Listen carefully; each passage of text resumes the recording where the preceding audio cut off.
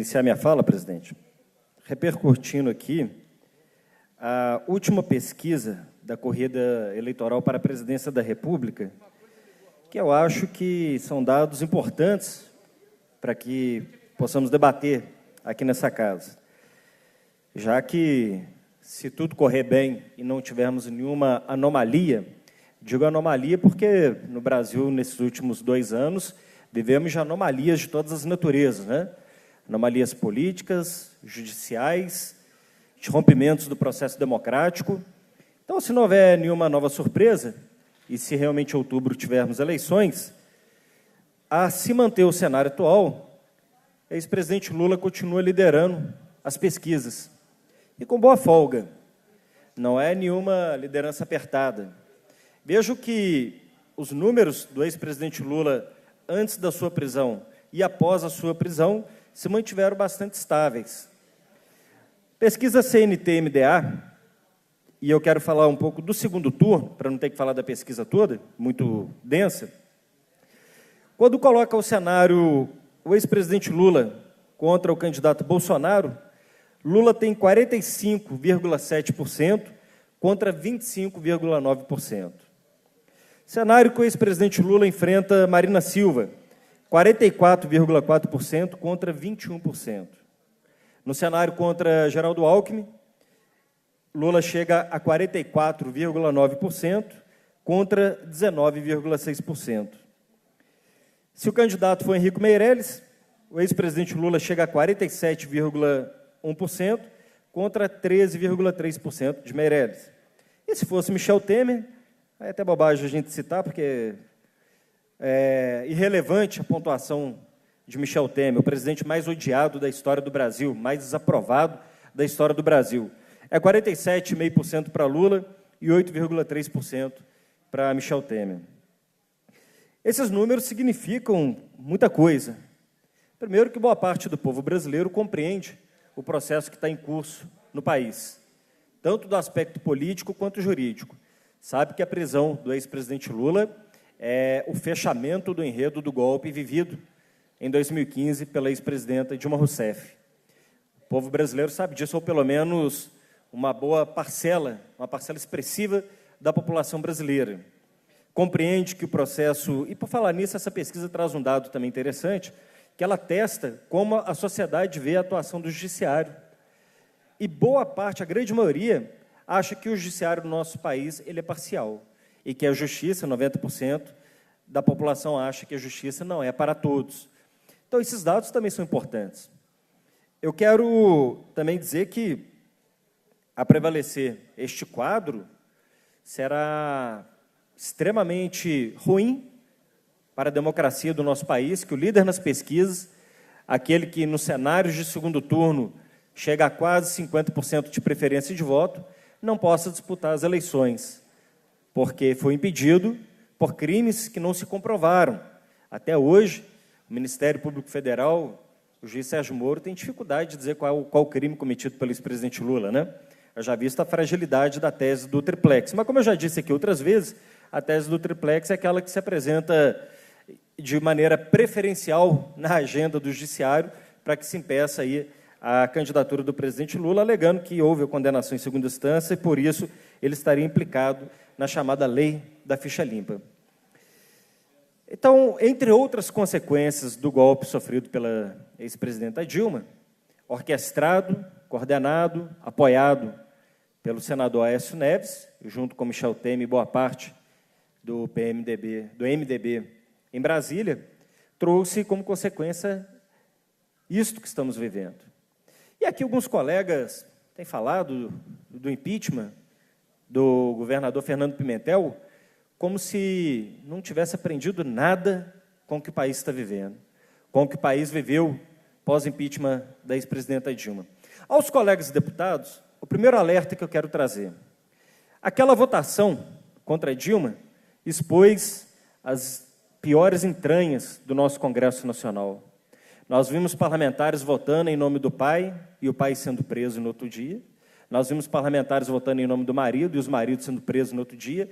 Nós vimos parlamentares votando em nome da ética, da lei, da justiça e da ordem e tudo mais, e eles mesmos sendo presos posteriormente, tendo feito discursos inflamados. Nós vimos, em momento de votação, pré-candidato a presidente da República votar homenageando o torturador. E tem gente que acha isso bonito. Acha que é o que nós precisamos no Brasil, um governo que seja fã, né? Seja idólatra de torturadores, que o Brasil precisava esquecer. E, por falar em torturador, essa semana nós vimos na imprensa que, desmistificando aqueles que achavam que no regime militar não houve tortura e sequer assassinatos, nós vimos que precisou, né?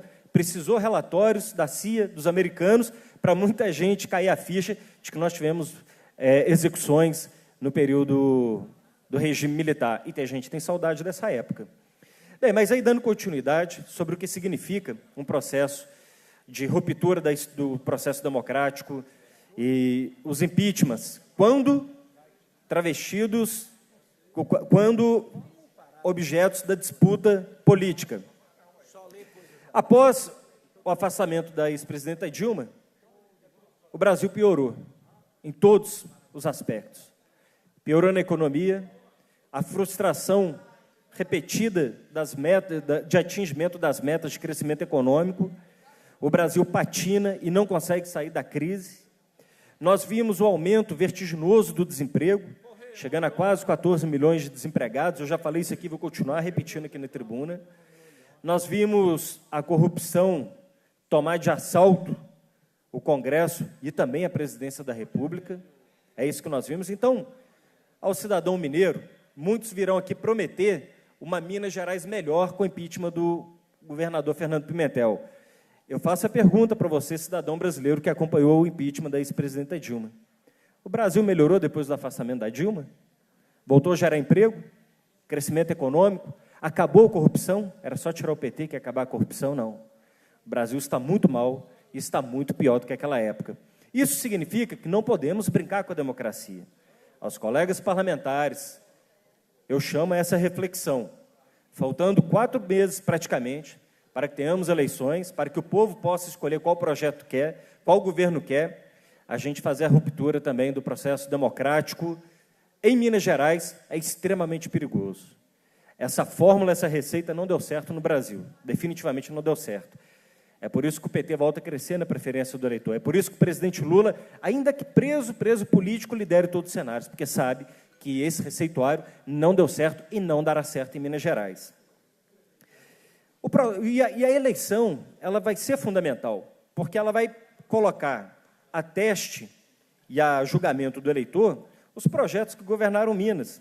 É evidente que tem projeto que governou há mais tempo, e nem por isso teve resultados melhores, tendo mais tempo. Tem projeto que governou num momento de crise, no momento de crescimento econômico do país e de uma relação republicana extremamente civilizada, que o ex-presidente Lula sempre teve com Minas Gerais, comparado com o modelo de uma grave crise, uma das piores da história do Brasil, combinado com o cerceamento que se faz, o Palácio do Planalto, Michel Temer e os seus correligionários do Democrata, mais do PSDB, contra Minas Gerais. Eles cercam e tentam estrangular Minas Gerais. É como pegar no pescocinho assim para ver se sufoca. Tentam sufocar Minas Gerais, porque sabe que aqui é um governo de resistência, um governo democrático, que tem conseguido tocar o barco, mesmo nas piores das crises que nós estamos vivendo. Esse vai ser a comparação. Também encontrei com sindicalistas da educação, recentemente pelas minhas andanças por Minas Gerais, e também tenho andado muito por Minas Gerais. E dizia para a professora que conversava comigo: professora, nós precisamos criar as condições de cumprir o acordo com a educação. Essa é uma pauta que o governador tem em grande consideração. Não fez pelo tamanho da crise, não sei o que estou dizendo, é só ligar a televisão, ler os jornais, que está ali colocado. Inclusive, boa parte dela é herdada, viu, gente? Acabando, como diz aqui o deputado Durval Ângelo, desmistificando o choque de gestão e déficit zero. Bem, então, o Estado que nós assumimos, quebrado, endividado, dentro do contexto de crise internacional, de crise política e econômica nacional, e ainda um Estado cerceado pelo governo federal, eu falei para a professora, com todo o problema que possa ter, a crítica, e nós temos que dialogar e recebê-la para pensar e refletir sobre ela, com tudo isso, quem foi melhor para os professores? O governador Fernando Pimentel, que hoje, em média, o aumento do professor de salário gira em torno de 46%, 48%, teve progressão de carreira de mais de 90 mil servidores. Votamos aqui nessa casa o retorno do Advep, que é o antigo quinquênio extinto pelo PSDB. Nós fizemos a convocação dos concursos 2011 e 2014. Então, quem foi melhor para a educação, inclusive no diálogo? E a professora me disse, olha, deputado, eu quero que o governador Pimentel cumpra o acordo, mas não temos saudade nenhuma do governo passado, que o senhor saiba disso. Saudade nenhuma. Então, o governo que recebia os professores da maneira que recebia na cidade administrativa, os professores, os trabalhadores, não têm saudosismo. Eles querem continuar, inclusive, fazendo a disputa política conosco, debatendo conosco, fazendo os seus movimentos no nosso governo, que sabe que aqui tem um ambiente para o diálogo, que isso não existiu. Eu não entendo que, que com choque de gestão, com déficit zero, 12 anos de governo, com o governo federal ajudando, que o governo nosso do PT colocou muito dinheiro em Minas, quando estava na presidência da República, tá certo? E nem por isso conseguiram melhorar nada, um fio de cabelo para os professores, os trabalhadores da educação. Que saudade é essa que eles têm do ex-governador Anastasia? O deputado Rogério está aqui na casa há mais tempo que eu, sempre militou junto com os trabalhadores da educação, tem na sua mente muito claro isso. Será, deputado, que há saudade dos trabalhadores da educação do governo passado, do PSDB? Nosso governo está longe de ser um governo maravilhoso, reconhecemos, porque o contexto não nos permite chegar onde nós queremos. Mas é um governo que não desandou na segurança. O cidadão hoje ele se sente mais seguro e os números mostram isso. Não é percepção empírica, é percepção científica de dados que nós temos da redução da criminalidade. A educação, com todo o problema, e nós precisamos cumprir o acordo, por isso que nós estamos apresentando aqui a PEC, liderada aqui junto com o deputado Rogério, é para que isso consta na Constituição do Estado. Em determinado momento, esse encontro com o que é justo e necessário para a educação deverá ser feito. Mas se tivessem, lá no passado, diminuído o déficit, criado melhores condições para os trabalhadores, não tinha caído no colo do governador Pimentel para, em 4 anos, dentro das piores crises que o país está vivendo, o Estado está vivendo, fazer aqui a justiça que tem que ser feita para os trabalhadores da educação. Então, isso tudo as pessoas precisam saber, é por isso que a eleição, em outubro, ela vai ser importante para a gente comparar os modelos. Nós temos que lembrar, então, que recebemos déficit de investigadores, déficit de policiais militares, frota da polícia nas garagens, nos pátios, recebemos o problema financeiro, recebemos o problema de vários convênios assinados, só de unidade básica de saúde, obras iniciadas com pagamento de apenas 10%, que não deixou ali o recurso, não deixou o recurso previsto para o término dessas obras, são mais de 300 unidades básicas de saúde em toda Minas Gerais. Essa é a situação que deixaram Minas para nós. Então, o cidadão mineiro vai ter que dizer para nós que tem saudade dessa época. O cidadão mineiro vai ter que dizer para nós que tem saudade do senador Aécio Neves no núcleo decisório de poder em Minas Gerais, de governo em Minas Gerais.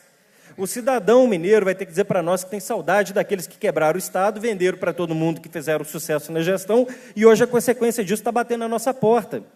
O cidadão mineiro vai ter que dizer que quer um governo, que quer, como governo do Estado de Minas Gerais, aquele que foi relator do processo do impeachment da presidenta Dilma, que tem responsabilidade pelo alto desemprego no Brasil, que tem responsabilidade pela crise econômica e tem responsabilidade por tudo que nós estamos vivendo nos desmandos no governo federal, porque, lamentavelmente, foi parte do processo, como relator e dando parecer pela cassação, afastamento da ex-presidenta Dilma.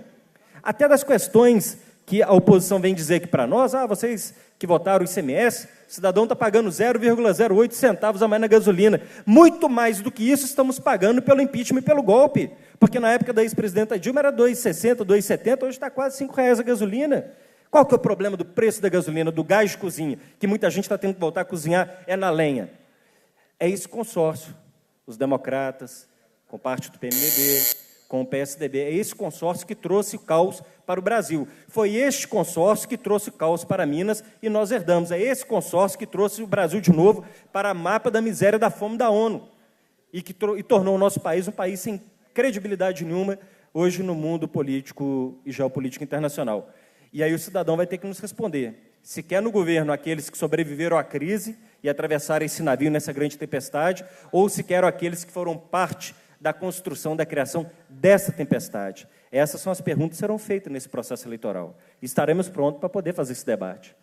Quero agradecer, então, presidente, a paciência e a atenção e dizer que estaremos aqui vigilantes para poder fazer o bom debate aqui com os colegas da oposição.